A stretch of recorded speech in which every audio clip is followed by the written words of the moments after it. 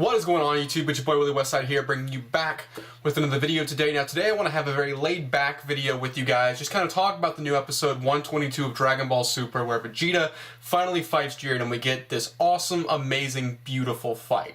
Now if you haven't seen the episode yet, warning, there's going to be a lot of spoilers. We're going to talk about the stuff from the new ending song. We're going to talk about the new stuff from the new preview for next week's episode. We're going to talk about all of that. So let's go ahead and kind of run through some things. So the first thing I want to start with is I want to say that that was a beautiful episode. I cannot remember the life of me the animator that came on for this episode, but I know he's been in there a few times before and he nailed it. I mean, it was out of the park. The shading on things like Goku, the scene after Vegeta gives that final flash and he's breathing, the shading on him is just amazing.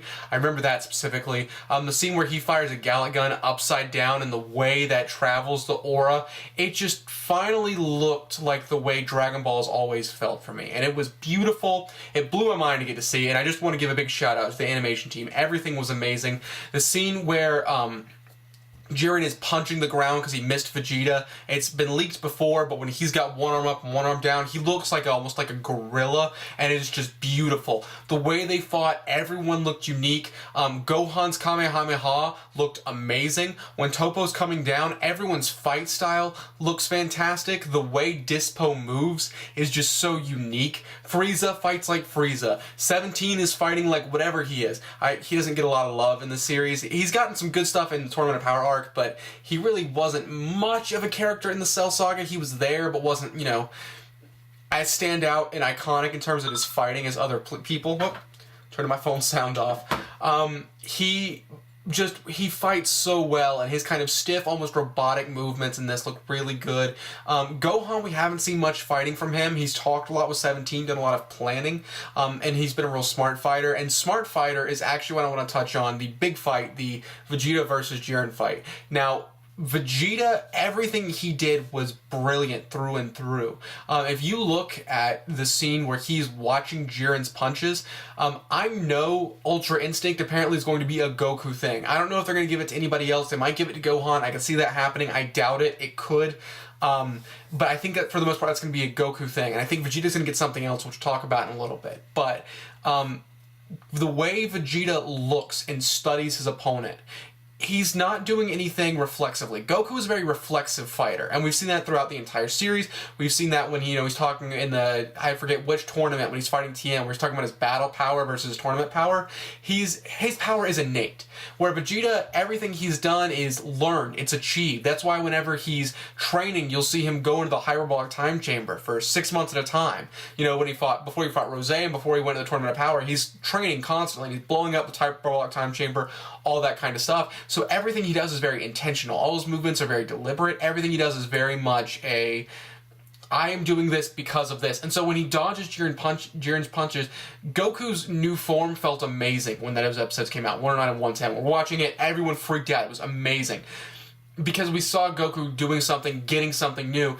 What Vegeta got felt so earned in that moment. Everything he did felt like he deserved to. His final flash at the end when he's taking on Jiren, it didn't feel like it was an ass pull. A lot of times like Ultra Instinct did. I love Ultra Instinct, but it did kind of come out of nowhere. Whereas Vegeta, everything he does just feels so like he's climbed tooth and nail to get to this. And it was just so cool to see. And I cannot give this episode enough love. I'm glad they did it. They didn't have to do it. I really thought it was going to be Toppo versus Vegeta, maybe Dispo versus Gohan with Frieza and those having to work together, and then obviously Jiren versus Goku. But instead they're really doing this Vegeta and Goku together versus Jiren. And I don't know if that's going to be the way it ends. I think it'll probably be just Goku versus Jiren. But if they really do stick with Goku and Vegeta versus Jiren, that's going to be amazing. It's going to be a culmination of what we learned of during Resurrection F when Whis is talking and training Vegeta. They really could do this right, and that's something I've been worried about the entire time, because the Tournament of Power arc has felt a lot like a return to OG Dragon Ball. Really not doing Dragon Ball Z any favor, because Dragon Ball Z we constantly saw multiple people fighting the big bad guy. I mean, if we look at Namek, Vegeta, Gohan, and Krillin all fought Frieza in different forms before Goku turned Super Saiyan. When it comes to the Cell arc, the Cell games happen. We've got Vegeta fighting Cell. We've got Goku doing an amazing fight against Cell. We've got Gohan going up against him. We've got everyone fighting the Cell Juniors. Everyone attacking Cell at the end. It was a group thing. And even in the final Buu saga, Kid Buu, we've got Vegeta fighting Kid Buu while Goku charges a Spirit Bomb. It's not just the Goku show, it's everyone. And everyone in the Buu saga had a moment. And it was just this amazing. And then this Tournament of Power arc has felt a lot like, here's Goku, and then someone else gets to share the spotlight with Goku. But in this episode, Vegeta steals that spotlight. It was just so well done, so well animated, very well directed, very well written. I really enjoyed a lot of it. I think the only thing I didn't like was the shortening of the bleachers. I think it will be a good device in the future, but if you're going to do it, give a reason to do it, not just kind of cram it in there. However, let's talk more about the main event, the Vegeta versus Jiren fight, rather. Sorry. That was an amazing culmination of everything Vegeta has done so far. I've touched on that before. I just want to reiterate that I really, really, really enjoyed that fight. I didn't like at first when they made it look like Vegeta in his blue form was weaker than Goku in his blue form. I was worried it was going to be too much of a Goku show, where Goku's blue form is stronger than Vegeta's blue form, and then Ultra Instinct is even beyond that, but they didn't do that. And while originally there were some shots that were, in my opinion, a little problematic of Vegeta just getting tossed around, eventually Vegeta's own brilliance and taking the fight more serious came through. But one of the things I really enjoyed, and I've seen people talk about this before, Vegeta's new hunched over stance whenever he's out of a big, blast or fight or whatever. A lot of people give Vegeta flack for it. Usually he's got his arms forward and he's got his hands down here. And one of the big things is I want to touch on, that's not Vegeta being lazy, that's not him being tired. That's something new for Super, and it came only after Whis told him to relax during his fighting. And so it's Vegeta consciously thinking to relax. And that's why they've given him the stance. It gives them kind of a default thing to go to that shows part of the brilliance of Vegeta. He's really conscious and trying new things. That's why I'm really excited to see what happens in the future. And we're about to touch on that. And I've been teasing it the whole time, but I really, really, really want to get into this here in a sec. But it was just one of those moments where I was like, wow. They're bringing it back. They've not used it since the Goku Black arc. They haven't had to in the Tournament of Power necessarily because Vegeta has struggled, but he's not been, pushed to the limit quite like it was in this episode. There were just some beautiful things. But moving forward, let's talk about the future of the arc. And the big thing we saw in the preview was we heard Goku use the phrase, Vegeta is going beyond Super Saiyan Blue. And then if we look at the ED, the final image of Vegeta is just a little bit different. His Super Saiyan Blue doesn't look quite right. It looks a lot like Super Saiyan 2 Vegeta. And I've seen a lot of things online already calling it Super Saiyan Blue 2 or Super Saiyan Blue, Super Saiyan 2, whatever you want to call it. What I think is going to be the case is that everyone was somewhat right that Vegeta was going to get the attacking part of Ultra Instinct. I don't know if it's going to be as strong as Goku's full mastery of Ultra Instinct. I think it's going to be a blend of Super Saiyan Blue and some other stuff, kind of like the Super Saiyan Blue Kaioken, but a lot more stable and a lot more effective. I see it being on par with Ultra Instinct Goku. I'm not entirely convinced on that, but I was one of the few holdouts that didn't think Vegeta was going to get Ultra Instinct. What I see going forward is everyone getting more and more unique forms. For a while, Super Saiyan Blue was exclusive to Goku and Vegeta, the same way Super Saiyan 2 was, for a moment, exclusive to Gohan. And while we haven't seen that progressing, we've seen Goku get Kaioken and Ultra Instinct and Vegeta get really nothing. And what I'm really hoping they do, what it looks like they're going to do, based on the art we've seen and what we've been said in the teaser, is that Vegeta's going to get his own form independent of Goku. And I don't think it's going to be a Goku's here, Vegeta's here, like Super Vegeta was. I think it's going to be Vegeta's here and Goku's here. And, plot armor might make Goku a little stronger, but I don't think that's going to be the case in terms of canonity. I think Mystic Gohan is going to stay the same thing, because I don't see Gohan getting a new form. Like I said earlier, he might get Ultra Instinct depending on how they're going to write this arc, but I think this arc is going to be the final arc of Gohan, in a sense.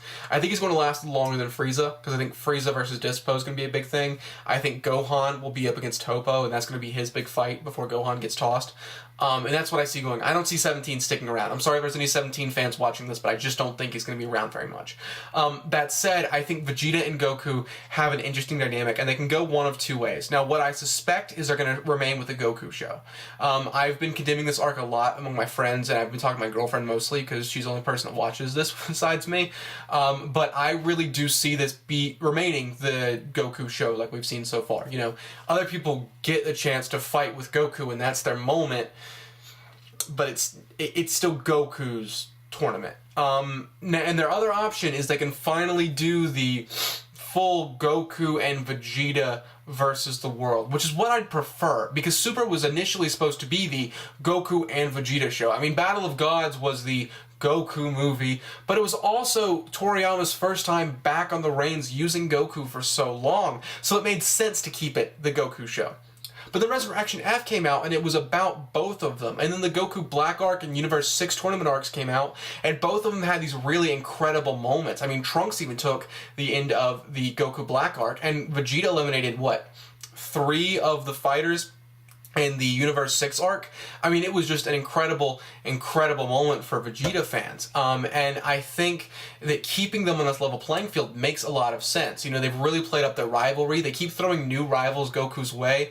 They keep kind of sidelining Vegeta only to bring him back and make everyone know that he is this big deal. And I think keeping Vegeta a big deal gives you a lot more chances to do things with the writing of the show. Goku, there was a line exchange between Jiren and Goku in this, when Jiren's like, why do you get stronger? And Goku's like, I just like to get stronger.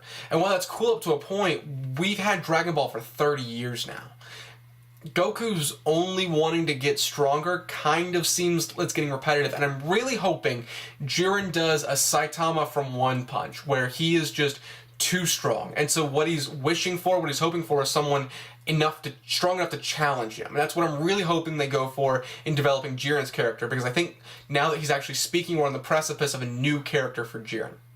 So I know I've been talking a lot, but that's only because I'm very, very excited about this episode I just watched. I'm also doing this for the first time. I've never done something like this before, where I watch an episode and immediately record my thoughts. But I am very excited. I had a really great time. So if you have made it this far and have been able to handle all my ramblings and everything, please do me a favor and hit that like button for me. If you're new to the channel, please consider subscribing. I make a lot of Dragon Ball content. It's not the only thing I do, but I do a lot of it. So, but anyways, if you have made it this far, what I really want to say is thank you all so much for watching this video. It means a lot to me. This is one of my biggest passion projects. But like we always say here on the channel, we hope to see you around sometime.